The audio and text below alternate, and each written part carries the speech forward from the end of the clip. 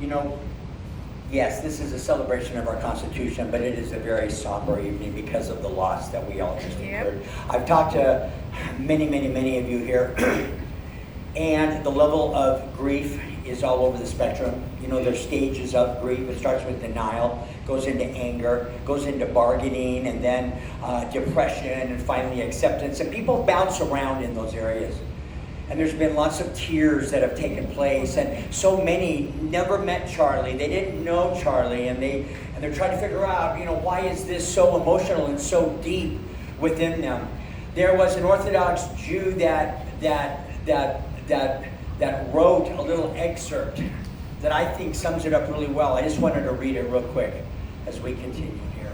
The murder of Charlie Kirk is not an isolated act. It is a symbol of broader phenomenon. Usually we think of political assassinations, but here it was not a politician who was killed, but a man of ideas, a man who expressed himself with a pen and a microphone. What disturbed his killer and his supporters was not Kirk's authority, but rather his ability to clearly articulate his worldview and persuade people. Whoever murdered him, well, we know who that was, and whoever supported that act, and they're coming out of the woodwork, does not truly believe in freedom. That's freedom of speech. They fight against it with violence. President Trump called for prayers during Kirk's final hours, later announced his death, and America bowed its head, even lowering its flag to half-mast. Why did this great nation mourn him as one of the most of its most distinguished sons? Because there is nothing more splendid than American democracy, whose very heritage is freedom,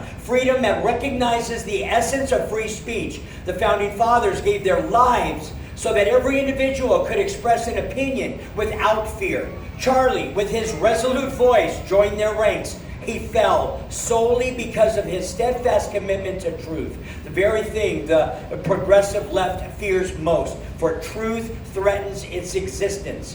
One must understand this clearly. The radical left's art has always been violence and murder. Gulags, show trials, extermination camps, all of these grew out of the school of Marxism, the bloodiest enterprise in history, which buried more than 150 million souls.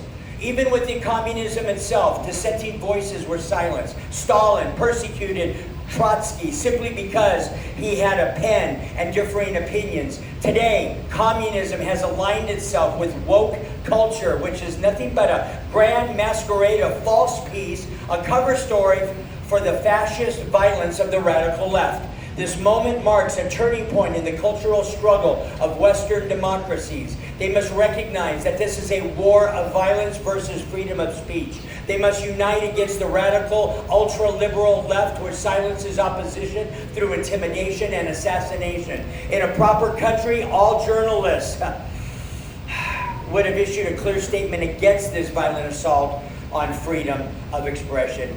Yet it turns out that is not, all are not what they claim to be, for they do not believe in liberty or free speech, but in silencing voices when the victim does not belong to their political camp. But such silencing will not succeed. Every attempt to uproot the fight for truth only deepens its roots. Hear me, church. Hear me, patriots. Every attempt to take a life gives birth to new life. Amen. Yesterday or Thursday, not only America, but the entire world gave new birth to the image of Charlie Kirk in the many who now carry his voice. Charlie's assassination is not merely a private or national tragedy.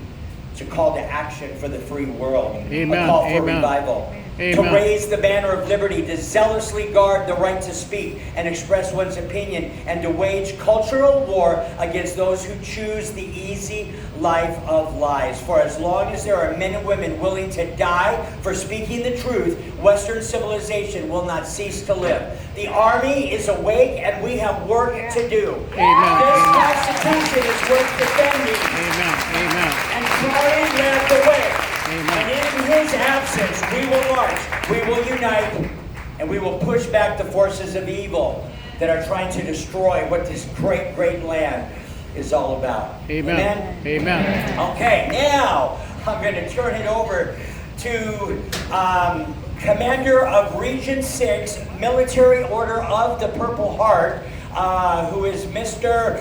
Vincent Palmieri to lead us in the next segment of our night.